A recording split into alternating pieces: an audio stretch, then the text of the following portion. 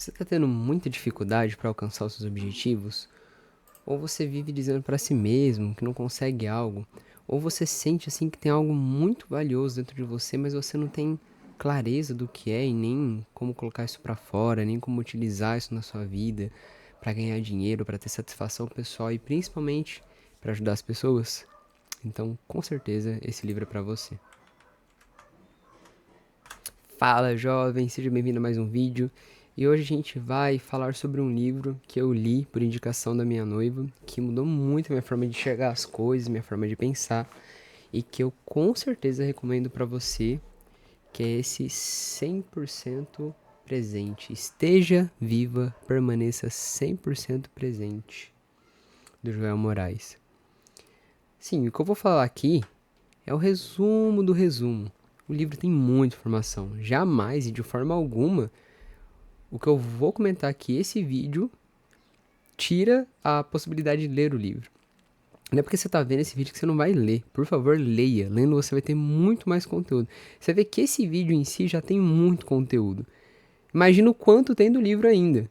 Eu já li ele uma vez, eu reli ele numa leitura dinâmica, pulando algumas partes para revisar mesmo o assunto. Separei alguns trechos, alguns pedaços, algumas ideias importantes e já deu muito conteúdo.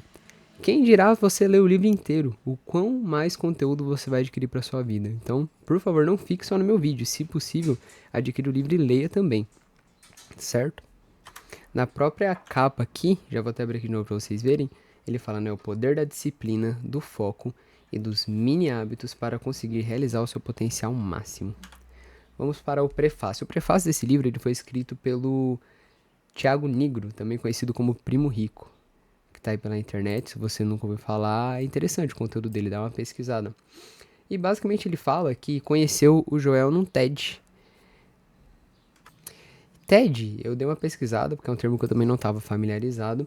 É uma conferência que é realizada para as pessoas disseminar ideias. Então, vão vários palestrantes falar sobre vários assuntos, geralmente umas palestras curtinhas, você encontra vários aí no YouTube, também muito interessante de se ver.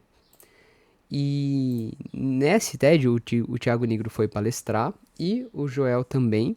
E eles se conheceram e ele conversou ali com ele nos bastidores e viu que ele tinha assim algo de diferente. E aí ele cita um momento assim que o Joel mandou mensagem pra ele, perguntou assim: "Como você me definiria em uma palavra?"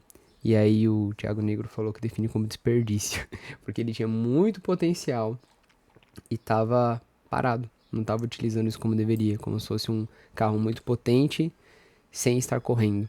E aí, depois disso, pouco tempo depois, o Joel foi escalando seus trabalhos, seus potenciais, e hoje ele é quem ele é. Se você pesquisar sobre o Joel Moraes, ele tem várias empresas, é muito influente, tem vários projetos, oferece vários treinamentos e, de fato, conteúdo relevante que ajuda as pessoas, né? Ele é um destaque em alta performance, que é o que ele prega e ensina nas redes, e também ele fala sobre talento, que é algo que fala muito nesse livro, e a gente vai discutir um pouco disso também.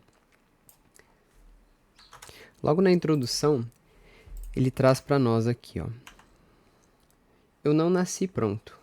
Não nasci sabendo qual era o meu dom, qual era o meu talento. Ninguém nasce pronto para nada. Trago uma proposta importante: tratar do talento que está por trás do talento. E treiná-lo diariamente, estando 100% presente até atingir o sucesso com que você sonha. Saiba que está na história de um cara que começou a vida pulando na água desengonçado e se tornou um dos melhores nadadores do mundo em 2005.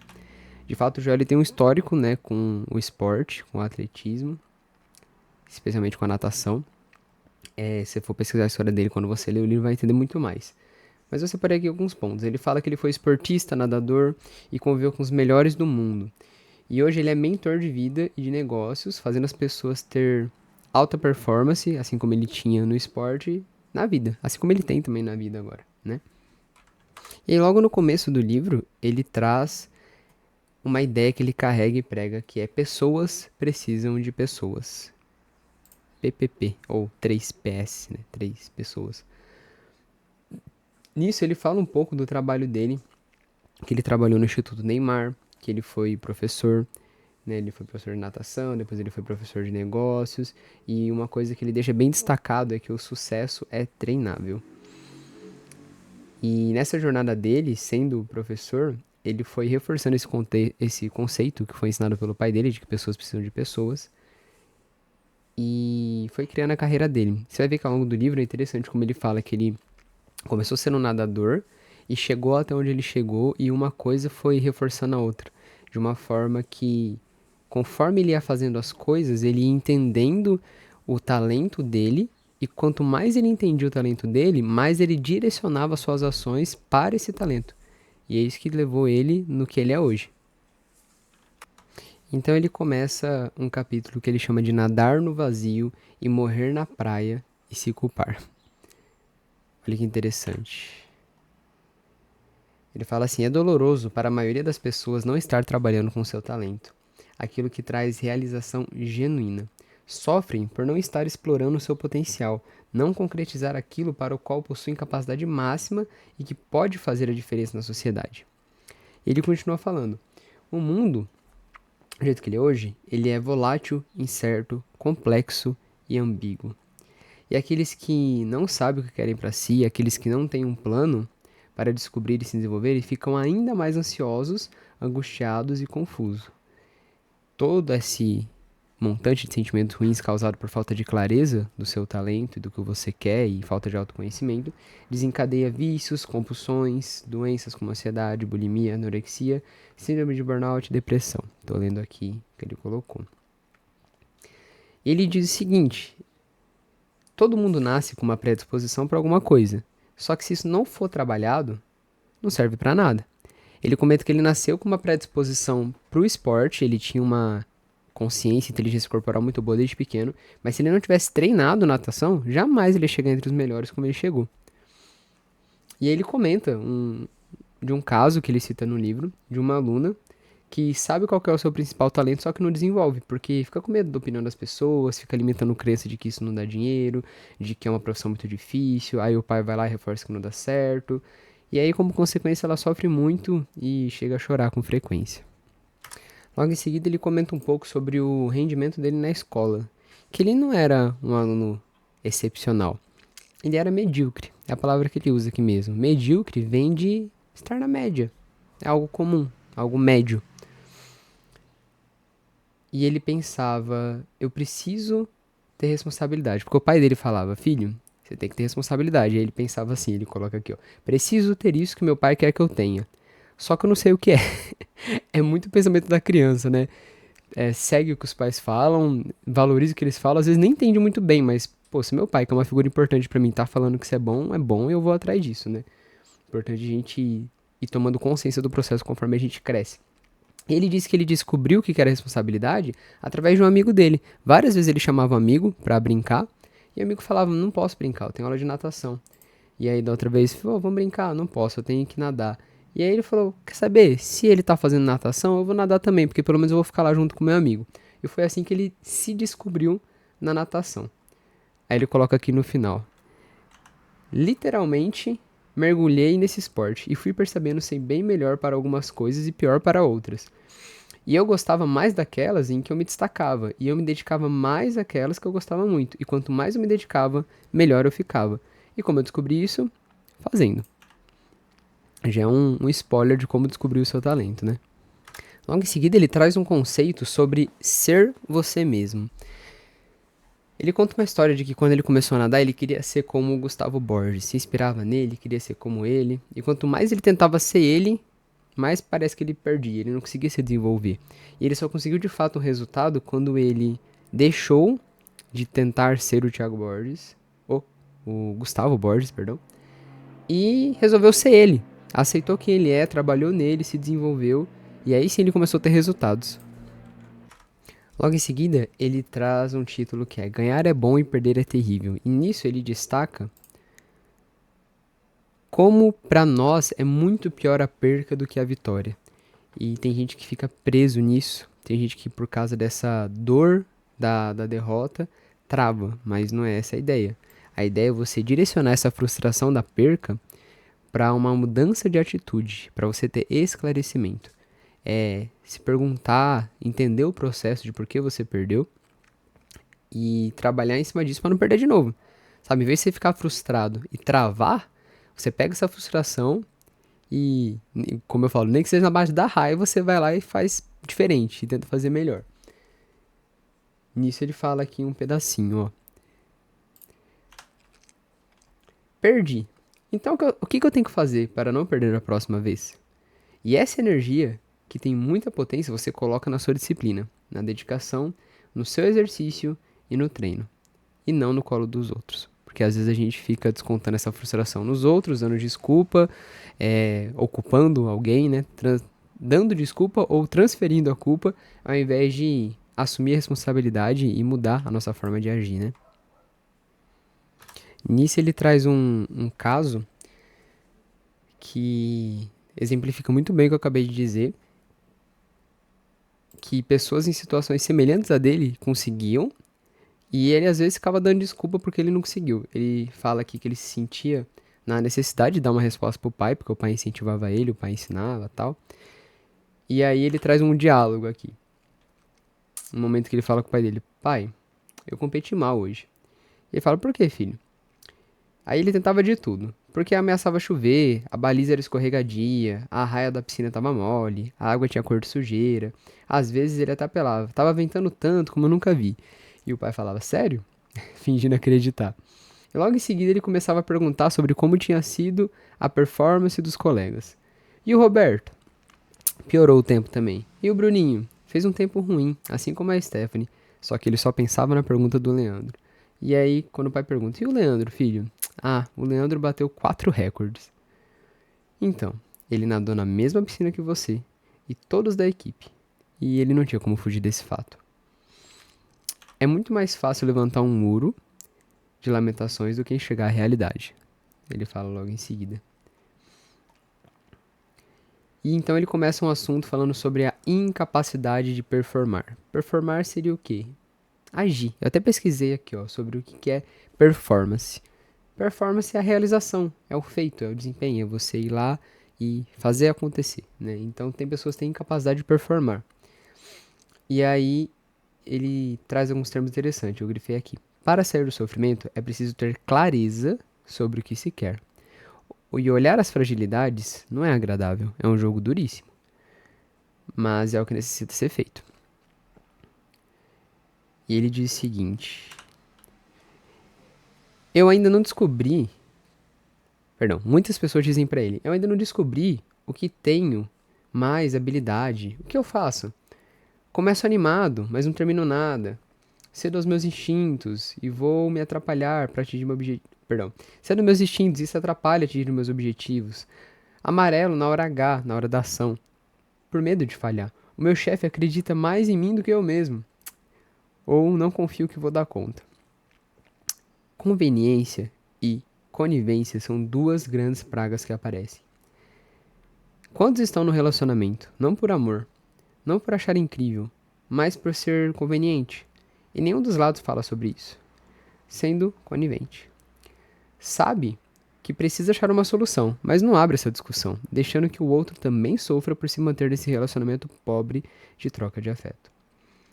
Falta de clareza. As pessoas acham que tem, mas não tem. Basta ver a quantidade de gente querendo aumentar sua renda ou querendo ter uma renda sem saber por onde começar.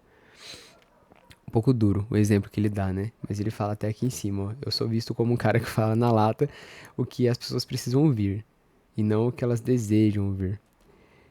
Sobre essa questão de conivência e conveniência, eu também dei uma pesquisada. Conivência vem de ser conivente. Você é conivente quando você vê algo errado acontecendo e não faz nada. Quando você concorda pela omissão, vamos falar assim. É um cúmplice, sabe? Você viu um crime e não denunciou, então você se torna cúmplice do crime. Você meio que participou disso, porque se você não denunciou, você ajudou de alguma forma o crime acontecer. É assim que funciona pra lei, né? E conveniente é aquilo que é fácil, que é cômodo. Ele traz esse exemplo de relacionamentos, né? Quantas pessoas não se relacionam porque é cômodo, porque a pessoa apareceu na vida e estava disponível, deu oportunidade, fica nesse relacionamento por ser cômodo. E aí, os dois estão vendo que não é bem o que eles querem, mas é cômodo para os dois. E aí também, mesmo vendo que está prejudicando um pouco outra pessoa em algum contexto, fica conivente, sabe? Fica quieto e deixa acontecer. Isso não acontece só em relacionamentos, né? Isso acontece na vida profissional, na vida social, em várias áreas da nossa vida, que é o que a gente tem que prestar muita atenção e tomar cuidado. Não ficar com algo só porque é conveniente e nem ser conivente com a situação que tá só porque é mais confortável.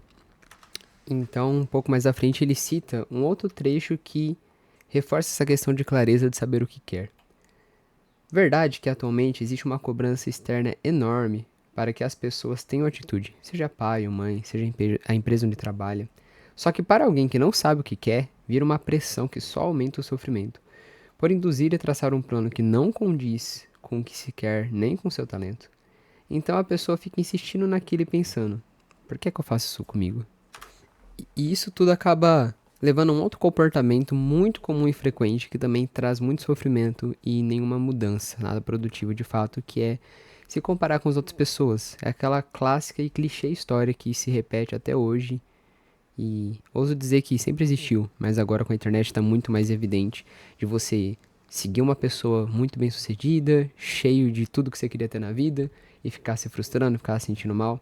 Ele fala sobre esse perigo de se comparar com uma outra pessoa. Às vezes, o fato de você estar seguindo alguém que está bem resolvido te dá uma sensação de que já está tudo certo, porque você fica tão naquele mundo que parece que só de ver o sucesso da pessoa é como se você já tivesse também. Como num filme. Sabe quando você assiste um filme e você meio que entra na vida do personagem, você sente as alegrias do personagem, as tristezas, as preocupações, quando ele ganha, você sente a vitória dele, é quase como se você estivesse vivendo aquilo.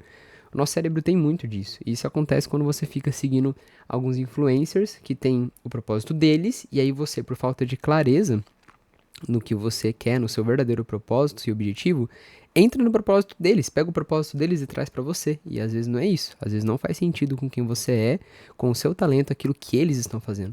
Pessoas são diferentes, existem propósitos diferentes e é natural que seja assim. Precisa ser assim, a realidade é assim. Eu tô traduzindo outras palavras que ele fala nesse contexto. No final, ele traz o seguinte: de novo, as pessoas sofrem por não saberem o que querem e ainda mais por acharem que todo mundo sabe menos elas. Então começa a seguir um monte de gente, consumir sem parar esse tipo de informação e se sentem mais perdidas sobre por onde começar a própria jornada. Para complicar, há uma ilusão de que só por estar seguindo tudo foi resolvido. Seguir os outros que estão bem, sem tirar a bunda da cadeira, sem ação em outras palavras, é ilusão. Então ele traz a questão sobre ter planejamento. O título que ele traz é um plano zero leva a um resultado idem, ou seja, zero planejamento, zero resultado também. O objetivo está lá na frente, o ponto de partida é hoje, ele diz. Qual o problema das pessoas mais ansiosas hoje? É que elas só olham para o objetivo lá na frente. Eu quero estar feliz, magro, rico, bem amado, seja lá o que for. Mas não sabe criar um plano. Não existe um processo. Ficar olhando para o topo da escada, se perguntando como chegar lá, em vez de arquitetar como subir cada degrau, dá uma angústia danada ou insegurança de não dar conta. Ou seja, é importante você, depois de ter a clareza de onde você quer chegar, você ter um planejamento real e claro também de como chegar lá. Vamos pôr um exemplo. Eu quero levantar 20 quilos no supino na academia. Esse é meu objetivo. Por que que eu quero? É bom ter clareza do propósito também, né? Pra fortalecer meus músculos, pra eu me sentir mais confiante, por uma questão de estética, beleza, tenho meus propósitos claros, tenho um objetivo claro. É valioso pra mim. Então agora eu vou traçar o plano pra fazer isso. Como é que eu traço o plano? Enxergo minha realidade. Quanto que eu levanto agora? 5. Será que eu consigo pôr 2 kg a mais? Aí eu ponho 2 kg a mais. Aí eu faço 2 kg a mais até ficar leve. Aí quanto tempo demorou pra esses 2 kg ficar leve treinando 3 vezes na semana? Pô, demorou uma semana. Então, quanto tempo eu vou demorar para alcançar aqueles 20 quilos esperados? Tira uma base, traça um plano bem específico. Ele vai falar disso também no livro. Especificidade no seu plano. Não, então, nessa semana eu vou treinar com 2 quilos a mais. Semana que vem eu já aumento mais 2 quilos. E nesse ritmo, em um mês, eu tô alcançando minha meta. Por exemplo, não fiz os cálculos certinhos, sabe? Eu acho muito interessante que muito conceito trazido nesse livro ele tem tudo a ver com o método CAO que eu falei no primeiro vídeo aqui do canal. Porque, como eu mesmo falei, ele é um método da realidade. Eu não inventei nada, eu só organizei e estou apresentando de forma didática como a vida funciona. Por exemplo, nessa questão do objetivo, você precisa ter o conhecimento. Esse conhecimento tem que ser orientado pelo seu propósito, por tudo que afeta a sua vida. E então você precisa de uma ação para alcançar o resultado. É o método CO purinho. E logo em seguida ele traz a ideia de crenças limitantes. Esse livro ele é cheio de conceitos importantes, cheio de conteúdo. Não tem bem uma ordem cronológica, não é como uma história. Você pode ler os capítulos de forma isolada, ler um e depois o outro, sem seguir uma ordem certa, porque ele traz conceitos fechadinhos em si mesmo, mas que todos conversam entre si. Né? Nessa parte falando sobre crenças limitantes, ele começa falando o seguinte: para qualquer pessoa ter sucesso na maratona da vida e ganhar velocidade, ritmo, performance melhor do que de seus competidores, é preciso liberar o caminho de obstáculos, amarras e pegadinhas.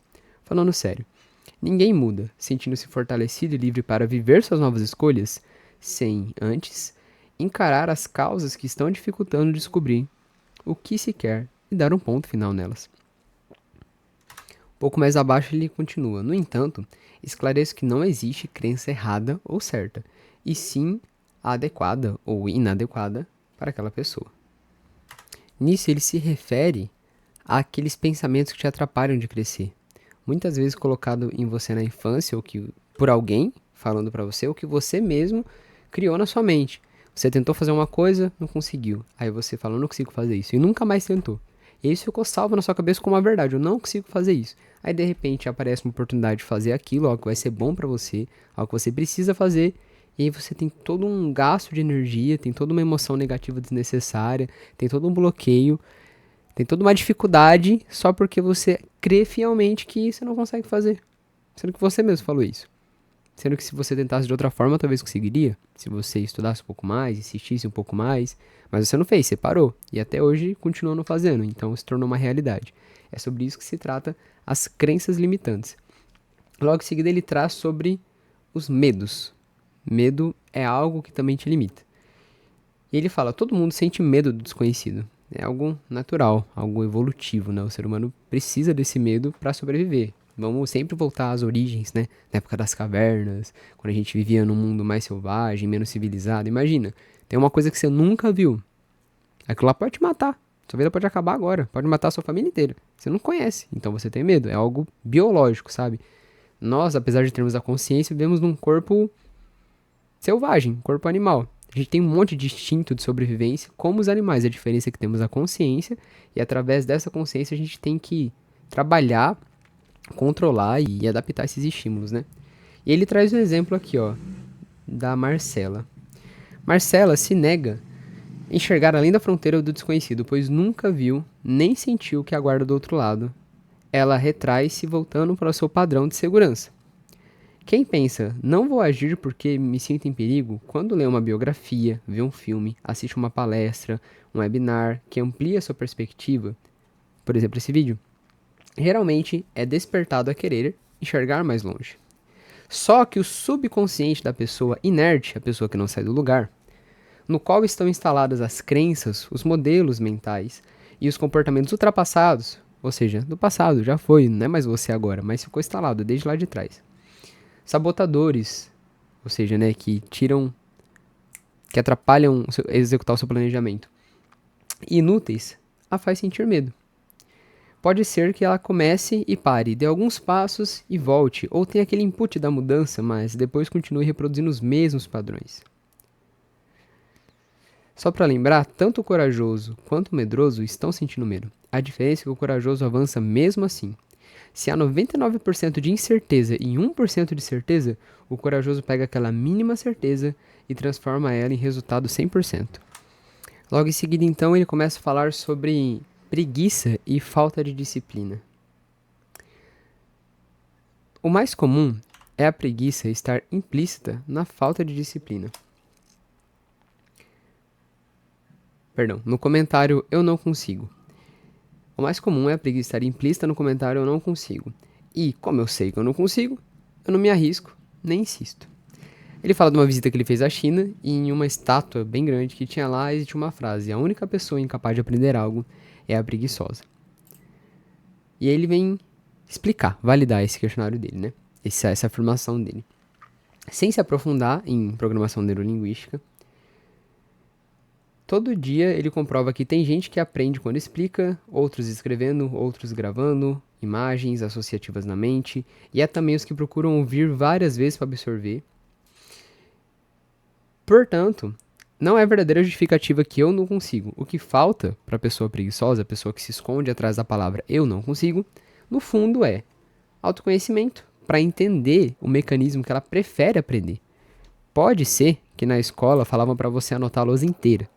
Pode ser que na escola falava para você ler tantas páginas e resumir. E pode ser que você não aprende desse jeito. Aí você criou uma crença limitante falando assim: eu não consigo aprender, eu tenho dificuldade de aprender, eu não sou inteligente. Ou pior, eu não gosto de estudar.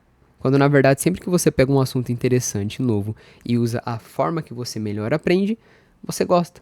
Você, não sei, vai jogar um jogo, vai começar um projeto, vai fazer algo que você gosta, que tem vontade, andar de patins, andar de bicicleta, e você não sabe nada sobre isso.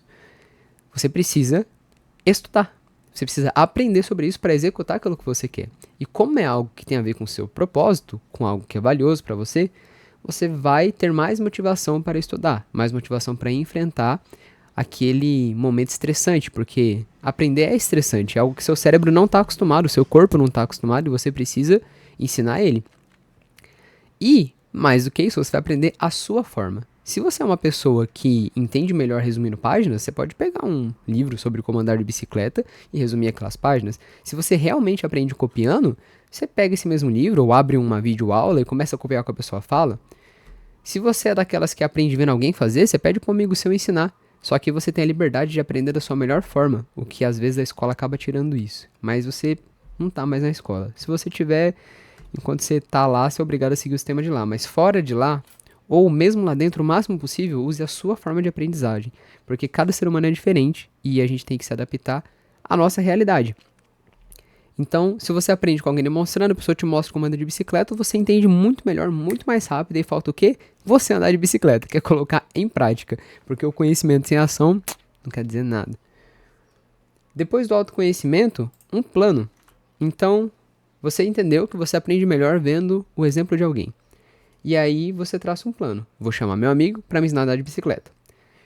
Quando ele me ensinar tudo que ele faz, eu vou tentar imitar igual ele fez. É o seu plano. Depois você coloca disciplina para ter esse plano em ação. Ou seja, se seu amigo tem disponibilidade várias vezes na semana, vai várias vezes na semana. Se ele pode te ensinar uma vez, mas você pode praticar 3, você pratica as 3. Poxa, eu só consigo praticar uma vez na semana. Então, uma vez na semana você pratica, mas tem que ter disciplina, tem que ter constância para fazer a ação virar resultado. Eu costumo falar que a ação é que compra a realidade. Por quê? Eu tenho várias ideias aqui, ó, no mundo das ideias, no mundo imaginário. Se eu chegar para você e te apresentar, você até alcança essa ideia na sua imaginação também. Você vai enxergar o que eu tô enxergando, você vai falar a mesma coisa que eu tô falando. Você pode até querer o mesmo que eu tô querendo, mas tá aqui, na realidade? Não tá. Tá só na nossa cabeça. E só na nossa cabeça não chega nas pessoas, não melhora a vida de ninguém. Talvez a ideia em si até dê uma sensação melhor na vida de alguém, mas ela não está sendo real. Se eu falo para você, um exemplo, vou abrir uma empresa para dar emprego para todo mundo que tá em situação de rua. Pô, ideia é boa. Se quem tá na situação de rua ouve uma coisa dessa, vai ficar feliz. Mas a empresa já existe? Não. Tá gerando emprego? Não. Tá tendo algum resultado? Tá movimentando a economia? Tá tirando as pessoas da vulnerabilidade? Não.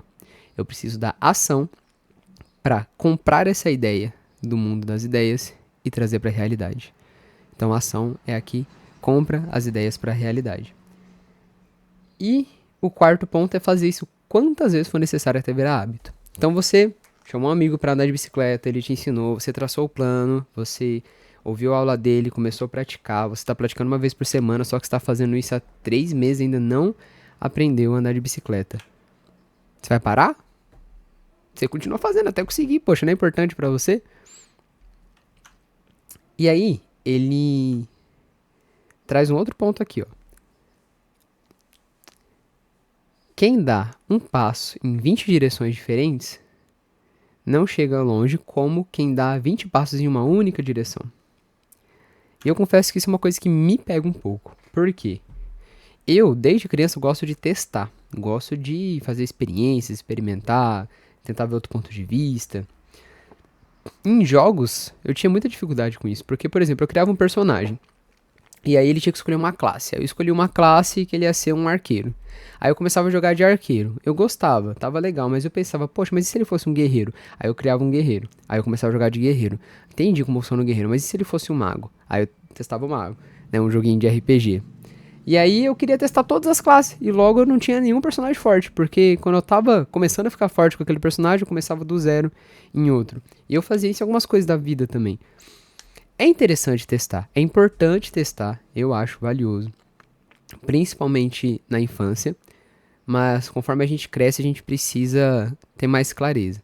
Só que assim, agora um pensamento meu, eu enxergo que para ter essa clareza, você precisa ter testado antes. E eu enxergo que infância, quando eu me refiro à infância, eu falo mesmo da fase, né, da criança, mas eu vejo que existe uma infância em todas as áreas, tipo uma infância profissional, sabe? Quando você começa a testar as áreas de trabalho, até decidir por qual você vai atuar mesmo. Então, já que é importante testar, testa o máximo possível, quanto antes, para o quanto antes encontrar o caminho e focar nele. Ou você escolhe um caminho, melhora ele, até chegar num ponto que te dá uma estabilidade, um resultado, uma segurança, e depois você altera, depois você muda. Para não ser perdido tudo que você fez. É uma forma nova de pensar que eu adquiri, porque sempre focando em personagens diferentes, eu nunca evolui nos jogos. Da mesma forma na vida, se eu ficasse focando muito em empreendimentos diferentes, eu também não teria evoluído nada. E aí ele traz o seguinte: para quem fala eu não consigo, você conseguiria se tivesse sido disciplinado a aprender e vencesse a preguiça, porque todo mundo consegue aprender de um jeito ou de outro, só necessitando achar o seu. A maneira como cada pessoa pensa determina o seu nível de aprendizado. Tô lendo mais aqui para baixo. O preguiçoso começa e para. Procrastina ao máximo, mata sua produtividade, ou nem começa, achando que faria tanta força, tanto sacrifício. Procrastinadores e desistentes crônicos provavelmente estão fazendo coisas bastante desconectadas com o verdadeiro talento, o que acreditam que querem e os seus propósitos de vida. E é importante pensar, né? Quem procrastina muito sabe qual é o seu verdadeiro talento? Quem procrastina muito sabe o que realmente quer? Sabe qual é o seu propósito de vida? Isso tudo também vai ser falado nesse livro. Só ficar até o final para conferir. Aquelas chamadas para prender atenção. Falando isso a propósito, se você tá aqui até agora, por favor, deixa o seu like, se inscreva aqui no canal para ter mais conteúdo relevante. E com certeza, sua mente já mudou um pouquinho com essas informações. Envia para aquele seu amigo, para aquele seu parente que você ama e quer que ele tenha uma melhora na qualidade de vida dele também. Para que ele possa ter essas informações em mente. Ter o recurso do conhecimento para comparar com as bases da existência e colocar em ação. E mudar assim a sua vida, né? Bases do método. E aí ele dá o exemplo de uma mãe que não desiste do filho. Ela tem um senso de propósito. Ela tem um talento de cuidar, de maternar. E ela tem um objetivo, de ver ele feliz. Tem 3 pontos bem claros, por isso ela não desiste. Da mesma forma, tem pessoas que pensam o seguinte: o que eu faço é super importante e não existe a chance de eu desistir. Aí ele agradece, ainda bem que tem pessoas da área da saúde que pensam dessa forma. Logo em seguida, ele traz um título chamado Atalhos e Ganhos Secundários, onde ele vai tratar sobre o assunto de prazeres imediatos e prazeres mais distantes, né? Promessas imediatas que geralmente são ilusórias e reais. Por exemplo, casa de aposta. Eu vou tocar nesse assunto porque tá bem alto agora, né? Esses jogos de aposta, esses jogos de dinheiro. E isso é algo que não traz proveito nenhum. Já é mais que comprovado que você mais perde do que ganha com a aposta. Existem vídeos muito interessantes no YouTube falando até dos algoritmos da casa de aposta, mostrando que a única pessoa que ganha com isso é o dono da casa de aposta. Você pode até conhecer uma pessoa que ganhou 1.000, 2.000, 3.000, sei lá, 50.000 com uma casa de aposta, mas se você pegar ao longo do prazo, ela deve ter gastado muito mais do que isso que ela ganhou. Não só esse, né? Mas é que esse eu até destaquei aqui nas minhas anotações para comentar, porque é algo que não vale a pena. Você tá precisando de dinheiro? Você quer melhorar sua vida financeira? Vai traçar um plano, vai se conhecer conforme esse livro fala, vai testar todos os dias, igual o exemplo de andar de bicicleta, e vai fazendo isso até conseguir, porque isso é duradouro. Não vai deixar todo o seu dinheiro num lugar que não te dá retorno. num lugar que te dá um retorno ilusório, tá? E aqui ele traz o seguinte exemplo. Você prefere ganhar R$ 100 hoje ou 200 no mês que vem? Muitas pessoas preferiam ganhar R$ 100 hoje. Talvez alguns até esperariam para ganhar 200 no mês que vem. Mas e se fosse numa escala maior? Por exemplo, você prefere começar a trabalhar agora, ganhando um salário de 1.800, um salário mínimo, ou você prefere esperar 4 anos sem ganhar nada, só que quando começar a trabalhar, ganhar 3 a 4 vezes mais esse valor? Seria fazendo uma faculdade, né, uma graduação. Claro que a realidade de cada um é diferente. E tem gente que não tem possibilidade de ficar 4 anos sem ganhar nada. E tem gente que precisa já começar ganhando 1.800. A questão é, não tem caminho certo. Até porque, se você já começar ganhando 1.800 com um bom planejamento financeiro, com um plano de investimentos, para começar a investir desde o primeiro mês que você ganhar, estatisticamente falando, você tem maiores chances de ter uma boa vida financeira do que quem começa a ganhar 4.000 lá na frente. Porque você está associando investimento com o tempo. Então, tudo tem a ver com planejamento, na verdade, né? Mas a questão aqui não é o melhor caminho, porque cada um tem seu melhor caminho. A questão é conseguir abrir mão de prazeres imediatos para prazeres futuros. E ele fala o seguinte: o sucesso não reconhece atalhos. Não dá em árvores, nem vem do dia para a noite. Quem acredita e embarca cegamente em atalhos acaba sofrendo ainda mais. Quando as pessoas tentam dar esse salto, e a maioria não consegue, elas se frustram. E quanto mais elas se frustram, mais querem atalhos.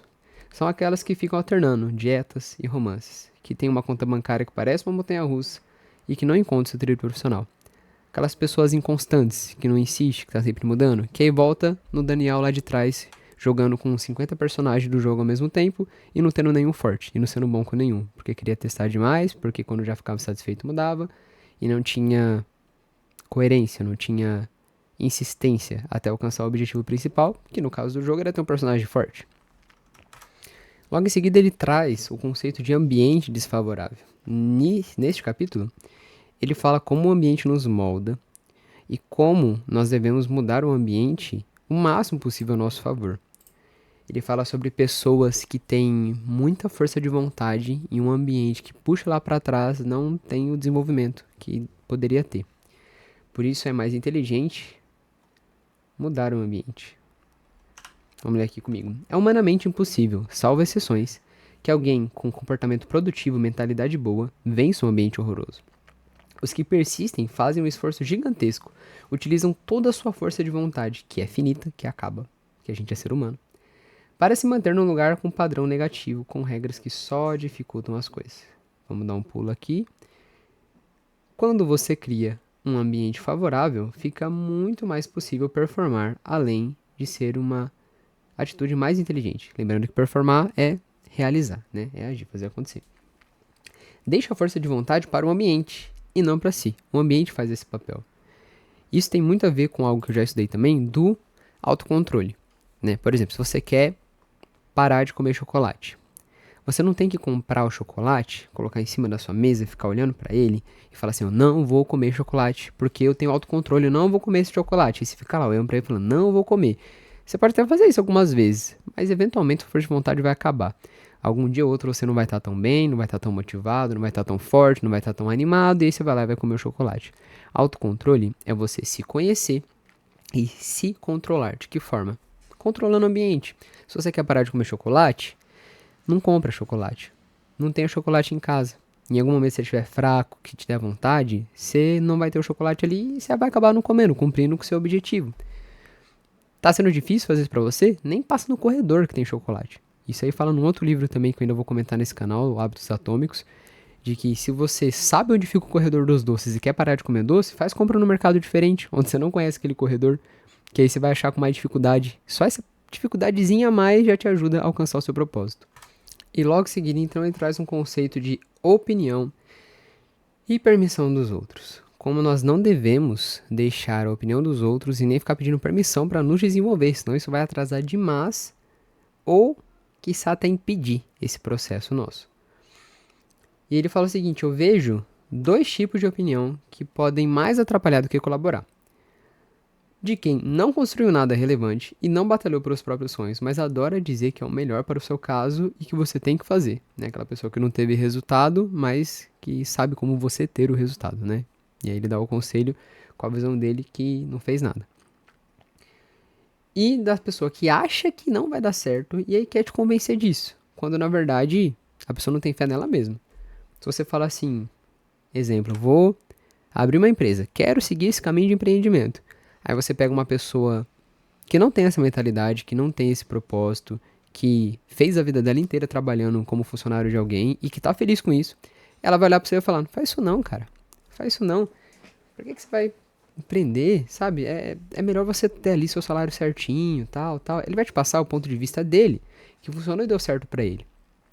Às vezes ele pode não estar feliz nessa posição, mas ele não se sente capaz de empreender. Ou ele tentou e não conseguiu e não insistiu até conseguir, como foi falado aqui. Então o conselho dele vai ser: não faz isso, cara, é arriscado, você não vai conseguir. Mas na verdade é ele que não conseguiu. E aí ele replica isso pra você. E eu coloquei até uma anotação aqui, ó. Só aceite conselhos de quem está no mesmo caminho e propósito que você e que conseguiu. Beleza? Isso também tá no livro, já citando outros livros que eu pretendo falar aqui. O Homem Mais Rico da Babilônia. Só peça conselhos com quem teve resultados. Nesse mesmo capítulo, ele traz uma conversa que ele teve com o pai dele, que é, assim, valiosíssima e que toda a família eventualmente vai ter. Eu espero que tenha, porque é melhor que tenha essa conversa do que fique um ambiente de briga e discussão. Ele falou que em determinado momento da vida dele, ele tinha muita influência do pai. Tudo que ele ia fazer, ele perguntava pro pai. E ele não tomava nenhuma decisão antes de consultá-lo. Então ele fala o seguinte: só que quando meu pai me dava suas opiniões, ele me colocava no filtro dele, avaliando conforme o que ele acreditava enxergar e ser importante. Tive de entender que eu não era o meu pai, que eu tinha uma identidade própria. A biografia do meu pai é diferente da minha. Tem coisas que eu quero fazer diferente, o que seria difícil se me guiasse pela forma como ele conduziu a própria vida. Então, abri meu coração com meu amado pai e falei algo que pode ser útil a mais duplas de pai e filho. Pai, eu não vou concordar com sua opinião, mas isso não quer dizer que eu desrespeite o senhor. Respeito muito a sua maneira de pensar, mas também eu tenho a minha. E nessa situação, eu vou pela minha própria cabeça. E aí o pai disse: tem certeza, Joel? E se você errar? Bom, que eu erre rápido e aprenda logo. Essa conversa realmente é muito importante, porque, como eu falei, é inevitável. Até para nós, você é um filho, é uma filha, e você, eventualmente, se tiver esse desejo, vai ser um pai, vai ser uma mãe. E nós não podemos querer que nossos filhos ajam como nós. E é para ser assim. O caminho que você está trilhando está sendo bom para você. Tudo que você está construindo, deseja construir, é a sua visão de mundo para a sua vida. Vai afetar eles até certo ponto, até o ponto que eles são dependentes de você. Mas eles vão ter a própria visão. Eles vão ter os próprios caminhos, os próprios valores. E é assim que deve ser. Não queira reprimir nem lutar contra isso. É importante te aceitar isso. Da mesma forma que a realidade da sua mãe, do seu pai, não é a sua realidade não é a dos seus filhos. Então você orienta, mas você deixa eles livres para seguir o caminho. Ele cita mais pra frente sobre o Neymar pai também, e o Neymar Júnior, o jogador mesmo, né? Que ele fala que ele trabalhou no Instituto Neymar, enfim, e ele conheceu essas pessoas. E ele fala também como o pai do Neymar aconselhava ele. Só que no fim, os dois pais, o dele e o do Neymar, entendiam que a decisão do filho é a decisão final. E que tá tudo bem. É o filho que tem que decidir por si só. Fiz um joia fora da câmera, que tá tudo bem. É o filho que tem que decidir por si só. Mais um conceito que o livro traz em seguida é o de pensar muito e agir pouco. Ele fala algo que muitos já sabem, que parece até óbvio, mas o óbvio também tem que ser dito. Só existe uma pessoa que não erra, aquela que não tenta. Nós somos seres humanos, nós vamos errar, nós vamos falhar. E se você não quiser errar, você nem tenta, mas se você nem tentar, aí que você não tem resultado mesmo. Uma vez eu ouvi uma frase que falava: o perfeccionista é o que nunca faz algo, alguma coisa do tipo. Porque muitas pessoas têm esse defeito, esperar ficar perfeito para começar a fazer. E aí não começa nunca, porque nunca vai estar perfeito. Uma filosofia própria que eu sigo, mas não fui eu que criei, é que sempre tem como melhorar e sempre tem como piorar. Se perfeito para você é não ter erro algum, é tá assim no ápice da qualidade, você nunca vai chegar, tá? Porque essa qualidade sempre tem como aumentar. É infinito. E se for não ter defeito algum, bom, também sempre vai ter defeito. Ah, você entendeu? Os opostos diferentes, entendeu? Sempre tem como piorar e sempre tem como melhorar. Então o negócio é fazer e ir melhorando enquanto faz. Nesse momento eu tô sendo um exemplo disso. Eu poderia ter um baita cenário pra gravar, eu poderia pensar em muitas coisas, mas eu tô usando o recurso que eu tenho. Eu tenho meu quarto, eu tenho um computador que Deus me deu condição de comprar, consegui comprar um microfone, senão eu estaria gravando com o áudio da câmera ou gravando com o celular, como se fosse microfone e depois juntando os áudios. Ou só filmando pelo celular mesmo e fazendo esse vídeo inteiro. Formas tinha. Eu até tenho mais recurso que alguns, no sentido de ter uma câmera, um computador, um microfone. Programas de edição que estão me ajudando, essa legenda que está aparecendo aqui para vocês, eu consegui programar. Então eu tenho ainda bastante coisa, mas tem gente que tem muito mais. Tem gente que tem uma baita iluminação de fundo, um baita estúdio, câmeras que ficam alternando para ficar um vídeo mais dinâmico, uma equipe para editar.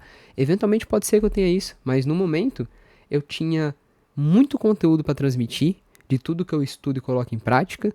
Eu tenho ainda, isso aqui não é nada de tudo que eu já aprendi na minha vida e quero compartilhar para você ter uma melhor qualidade de vida, como a que eu tenho e até melhor do que a que eu tenho, porque a minha também tá melhorando cada vez mais.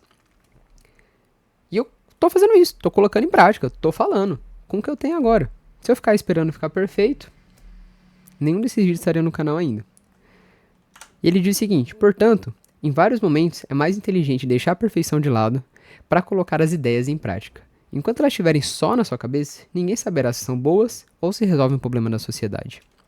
E logo em seguida ele traz um outro ponto que atrapalha muito o desenvolvimento das pessoas, que é dizer sim, querendo dizer não. Ele diz que a gente diz sim para agradar, para evitar conflitos, situação desconfortável, mas isso acaba atrapalhando nós, gerando estresse, gerando sentimentos ruins.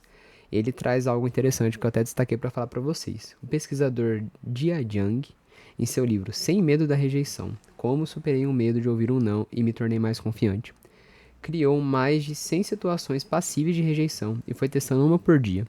Tudo isso para mostrar que ninguém morre por rejeição, nem precisa de atenção para executar suas tarefas pessoais e profissionais, ou está fadado ao insucesso. E você já encaminhou esse vídeo para alguém? Do nada, né? Mas ó, olha quanta informação útil e importante. Talvez a pessoa que você encaminhou nem vai assistir, né? Encaminha algum corte que vai ter desse vídeo depois, pelo menos. Mas você tá fazendo o seu papel. Eu tô fazendo o meu, você faz o seu, e eu acredito que se cada um fizer a sua parte, as coisas acontecem. Ou pelo menos melhoram e mudam um pouquinho. Então, envia pra alguém agora, vou até esperar um pouquinho. Aperta curtir aí, já se inscreve também. Pronto? Já foi? Então, vamos continuar. Agora, ele fala sobre estar 100% presente. É interessante porque isso é literalmente um mindfulness, né? Estar 100% presente é você ter foco no que você faz. Não 24 horas por dia. Ele também fala sobre isso, né? Quem tem um foco não fica o dia inteiro vidrado naquilo, mas fica todos os dias. Fica com constância. E tem o foco total, principalmente na hora H, que é a hora de agir. Ele traz até uma história de uma estudante, por exemplo, que estudou um ano inteiro para passar no vestibular. Então ela teve presença naquilo que ela quis fazer. 4 horas por dia, 2 horas por dia, enfim, a hora não é relevante, mas a constância. 30 minutos, mas todos os dias, ou pelo menos 3 vezes na semana, sabe? Quanto mais constante, melhor. E aí essa estudante foi, estudou, chegou na hora da prova, em vez dela focar no agir, ela ficou pensando, e se eu não passar, o que vai acontecer no meu futuro? E se não der certo? E aí ela tirou a presença dela pro outro canto e foi mal na prova. Por isso ele traz essa importância de estar presente, principalmente na hora H, mas em tudo que você decidir fazer. E eu acho interessante porque estar 100% presente é basicamente um mindfulness. Talvez você não conheça esse termo, se conhece, vou reforçar mais um pouco. Mindfulness é literalmente estar com a mente presente. Mindful, tipo a mente completa. Isso é até um exercício de meditação. Quem pratica o mindfulness costuma tirar alguns momentos do dia para simplesmente estar vivendo no agora. Então, eu paro tudo que eu tô fazendo e vou me concentrar somente na minha respiração. E aí você fica ouvindo a sua respiração, sentindo ela entrando pelo seu nariz, indo pros seus pulmões, enchendo o seu tórax, aí ele volta, o ar sai, o ar entra frio, sai quente, entra mais quantidade, entra menos quantidade, a frequência que isso acontece. Olha quanta informação você consegue tirar do simples fato de respirar. E aí você tira o seu foco de tanta coisa que tá na sua cabeça para se concentrar apenas em respirar. Se você fazer isso com frequência, seu cérebro ele vai ficando treinado a fazer isso. Respiração é uma ideia, mas pode ser uma música. Você pode colocar um sonzinho calmo e esquecer tudo e se concentrar só no som. Uma dica que eu dou é você tentar observar cada detalhe daquele som, porque você coloca uma meta, um objetivo que ajuda a direcionar o seu foco. Mas não é obrigatório, você pode só realmente ouvir o som, sem muitos pensamentos e cobranças, desde que você esteja com a mente apenas nele. E isso vira um treino para práticas do dia a dia. Enquanto eu tô gravando esse vídeo, alguns momentos passou pela minha mente alguma coisa que eu tenho que fazer. Em alguns momentos eu olhei o relógio, já pensei no meu próximo compromisso, naquilo que eu me comprometi a fazer, na minha programação do dia. Mas eu tô aqui há pelo menos uns 50 minutos já falando com vocês, e pelo menos uns 35 ou 40 eu tava simplesmente falando com vocês. Eu tava totalmente concentrado em passar essa ideia, em transmitir um pouquinho da informação desse livro de uma forma acessível, de uma forma clara, de uma forma interessante, de uma forma coerente. E era só essa minha preocupação. Quando eu entro para trabalhar no hospital, o meu foco é cumprir com o que eu tenho que fazer nos horários que eu tenho que fazer. Eu não fico pensando no outro dia, no que eu fiz hoje, que eu já fiz, no que eu vou fazer, no que eu tenho que fazer, não. Eu tô lá. Quando sobra um tempo, como fica mais calmo, eu penso. Às vezes, durante a atividade, eu penso também, eu não sou um robô. Mas aí, na hora que eu vejo que eu tô desfocando, eu falo, opa, isso não é pra agora. Agora eu estou aqui cuidando desse paciente. E eu volto a estar 100% presente. Ou seja, um exercício. Eu tenho certeza que eu só consigo fazer isso agora porque em alguns momentos eu fiz, como eu falei no início, como uma meditação. Realmente separei alguns dias, não foi com tanta constância, alguns dias. E treinei estar presente. Treinei mindfulness. Eu às vezes faço isso bebendo água. Em vez de usar a respiração, eu vou tomar um copo de água, paro, limpo minha mente, me concentro na água. Paro, limpo minha mente, me concentro num café. Alguma coisa que eu tô bebendo, alguma coisa que eu tô comendo. E aí a mente vai se acostumando com isso. E depois eu acabo usando para outras coisas, como por exemplo gravar esse vídeo. E olha que interessante que ele fala um pouco mais à frente desse capítulo. Foco e atenção plena que nos fazem ter clareza do que precisa ser feito e nos mantém presente nas ações. Imagina se eu tô no hospital, cuidando do paciente, acontece alguma intercorrência e eu tô preocupado com o que eu vou fazer em casa no outro dia, que eu tô devendo pra alguém. Eu não vou ter atenção ali, não vou ter clareza do que eu tenho que fazer. Eu preciso focar ali. O paciente tá precisando de mim, eu tô aqui trabalhando, o que eu vou fazer agora? Isso nos mantém presentes nas ações e dá clareza do que tem que fazer. E é interessante que ele fala a mesma coisa mais à frente do livro. Quando eu tava fazendo o resumo, eu não tinha me atentado pra esse pedaço, que é literalmente o que eu acabei de falar. Enquanto eu competia, eu não estava preocupado se ia ganhar a medalha, ele disse. Ser convocado para a seleção brasileira, melhorar a pontuação no meu clube, eu estava focado no jogo em si. Os médicos estudiosos falam que isso se chama mindfulness. Nossa mente bem que tenta escapar para pensamentos secundários, como o barulho lá fora, o parente que ficou magoado, o boleto que vence amanhã. Quanto mais difusa, mais ela nos tira do estado presente. A grande sacada é desenvolver a habilidade de trazer a mente de volta ao nosso foco de interesse. Quem manda nessa história? No caso, a gente tem que mandar na nossa mente, né? E nesse pedaço ele já tá falando sobre a obesidade mental. Que é o quê? É você estar com o cérebro cheio de informações e não ter nenhuma ação com isso. Vamos trazer em conceitos biológicos, né? O que causa uma obesidade física? Pode ser um distúrbio de hormônios, pode ser fatores biológicos, genéticos, mas em resumo, o processo de obesidade o seu corpo ele tem muitos nutrientes, muito recurso biológico para trabalhar o metabolismo, muita gordura, enfim, e você não está usando ela conforme a oferta. Você tem muita oferta de gordura e pouca necessidade de usar ela, porque você não está praticando atividade física, você não está regulando o consumo, e aí por fim começa a ter sobra e a pessoa começa a adquirir obesidade, um aumento de peso, um acúmulo de gordura. Gordura ela é importante para o corpo, ela tem a função de proteger impacto, ela tem a função de aquecer, ela tem a função de ser reserva de energia, mas ela não pode ter em excesso. E é o que acontece com o nosso cérebro. A gente tem como um recurso do cérebro o conhecimento, a informação. Então a gente pega e cada dia mais estamos tendo mais conhecimento, mais informação.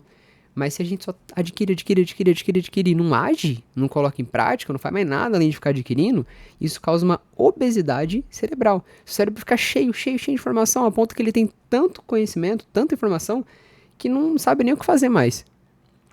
Tem até dificuldade para agir de tanta coisa que tá na sua cabeça. Ele traz aqui, ó. São tantas informações acessíveis a um clique que ficamos viciados nelas, temendo perder alguma e querendo saber cada vez mais, mesmo não processando tudo direito. É uma competição acirrada por atenção que lota o cérebro com tantas sinapses e conectividade que bagunça mais a mente do que sob efeito de drogas. Se não filtrar aquilo que precisa ouvir naquele momento, vicia mesmo. E cria o que se chama hoje de obesidade cerebral, pois é difícil absorver essa sobrecarga de informações e transformar em ação na mesma proporção. É fundamental ter um olho na informação e o outro na ação. E é com essa deixa que eu vou encerrar a primeira parte desse livro aqui.